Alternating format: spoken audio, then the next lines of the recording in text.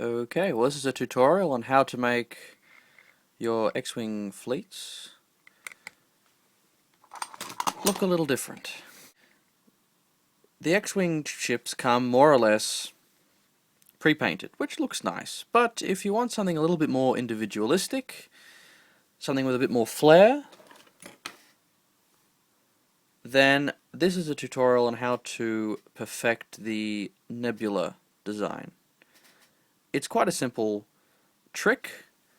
For those hobbyists and painters among you, it's just a dry brush. For those not among you, those hobbyists not among you, simply what you're doing is you're layering small amounts of paint on top of each other and you're slowly highlighting. Okay, the paints you will need for this job is a black primer. Most of the model is actually black.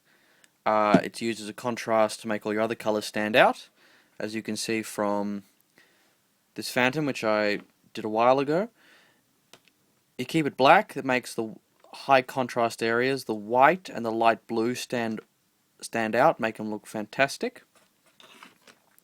So what you need black, white for stars and to brighten your colors. I'm using Citadel paints. You can use whatever you like, but you need a dark blue, medium blue, and a light blue. Step 1 is quite simply paint the model black. Make sure you get every nook and cranny. Okay, you now have a black fire spray. Now black is your most important color. I cannot stress this enough. If you look at the painted version, I apologize about the lighting, but if you look at the painted version, you can see that really black is the predominant color, even with the other paint on. The trick is, you want black to be the predominant color because it will make the contrast of the incredibly bright areas here and the white dots of stars to really stand out. I've balanced the colors. If I just had this streak running down here, if I covered this bit up, the focus would be on this red area here. I mean, it looks nice, but you want the focus to be on the cockpit or some other point, I'm not sure. So, if you reveal this, the colors are balanced, it draws the eye into the middle, onto the cockpit. Now the thing with a nebula streak is that, I'll use this as an example, you've got your dark areas around the outside, and then you've got this streak of white up the middle. So what you're doing is you're starting off with a very broad brush, this one, and then as you get brighter, you gradually use a smaller brush. This one's slightly pointed through wear and tear, but a smaller brush, and then finally your detail brush, just to give it that extra level of detail right up the middle. And for this we'll be using a dry brush. So you have your 3 brushes, the first of which that you want to use is the broadish round brush. This will just give it the general, it'll give it a background, the color you'll be using. And you always want to start with dark colors, working your way to bright. So we're going to start with our darkest blue. This blue isn't quite as dark as we want it to be, so we're going to darken it even further. So you want to take about 1 part black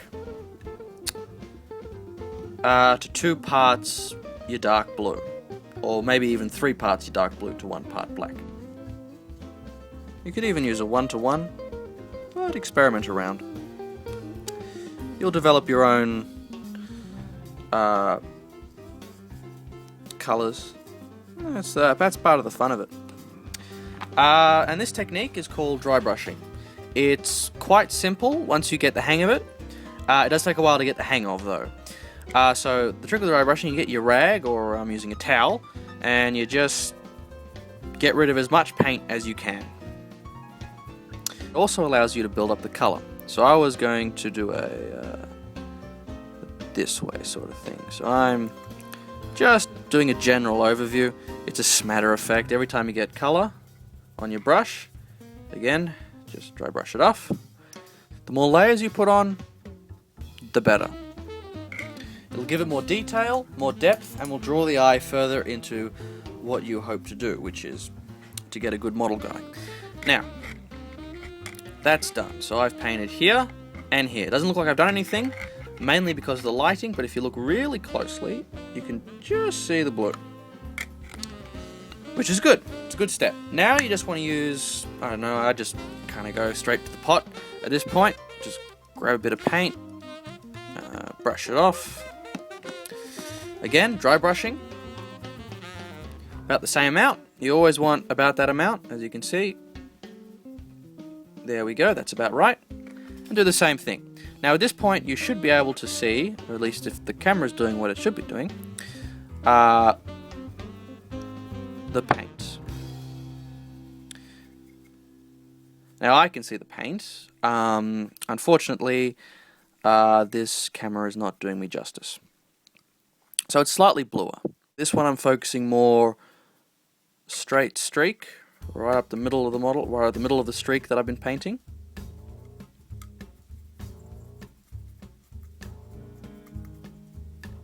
This, I think, you will just be able to see it. You can just see a blue tinge. Now we go up to our more middle range color. I'm using Citadel Enchanted Blue. And this one's going to be very bright. This is going to be a very bright contrast. Again, this is too much paint on the brush, so brush it off. So you get about that much. Okay, now this one, straight, just a general straight streak.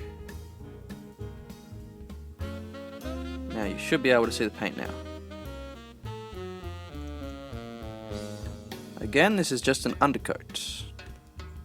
This is not the true highlight. When you see that, that will look like something different.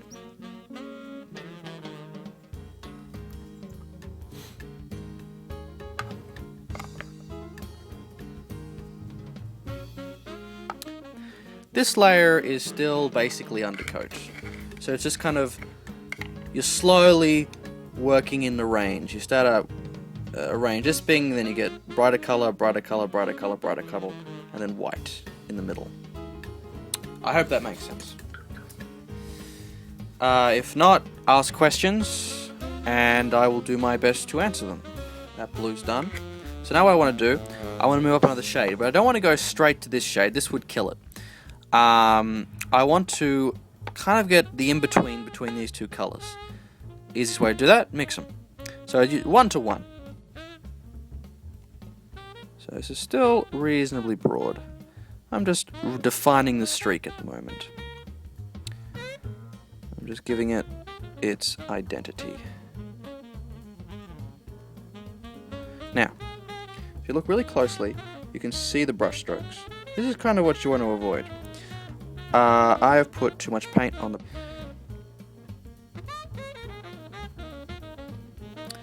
So again, just defining the streak.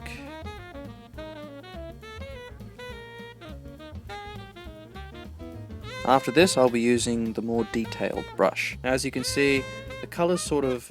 You can definitely see the light blue, the slightly darker blue, but almost indetectable is that really dark blue you put before, and that actually moves all the way up here. And that blends the color out. So now I'm going to move on to this brush. It's more detailed, it's a little thinner, so I can paint either like that, or I can paint like that. This is why I like flat brushes. It's kind of two brushes in one. So yeah, now I'm going to move on to just the plain old straight from the pot ice blue. Same deal, dry brushing. My hand is always a mess after I paint. Everyone knows when I'm painting because I've got a a green or blue hand.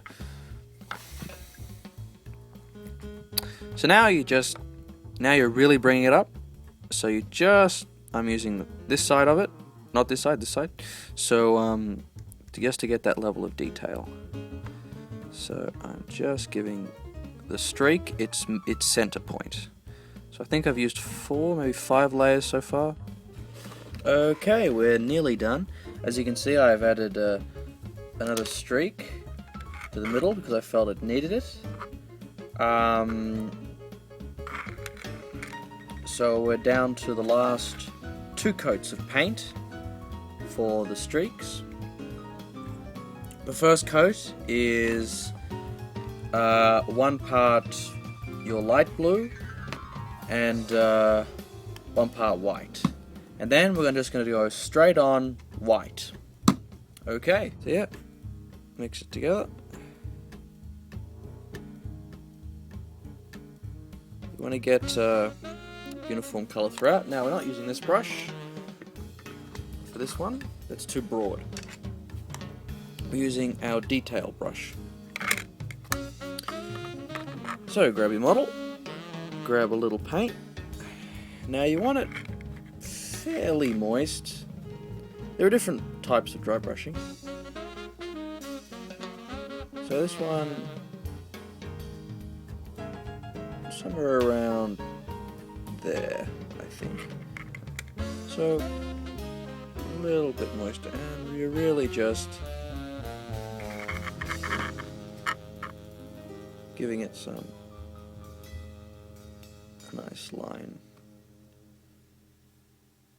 down the middle. This will really make the streak stand out. And it will really give it that nebula concentration of all those dust particles in the center, which is what you're going for. Nebula is, after all, dust held together with gravity. It gives it that streak. Now white. So this one, very lightly. See, it's already a bit too much. You just want a little bit right in the middle. This will give it a really stark highlight.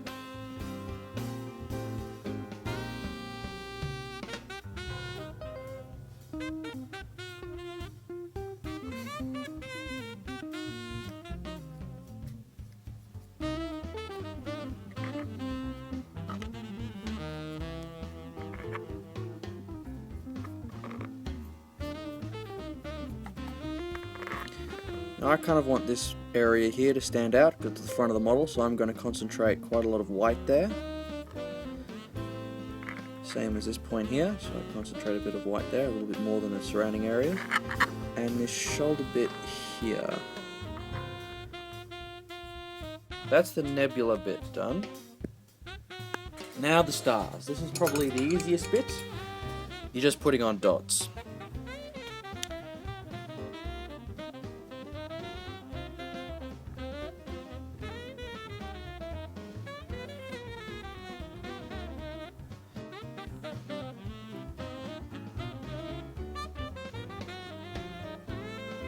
Two nebula slaves done.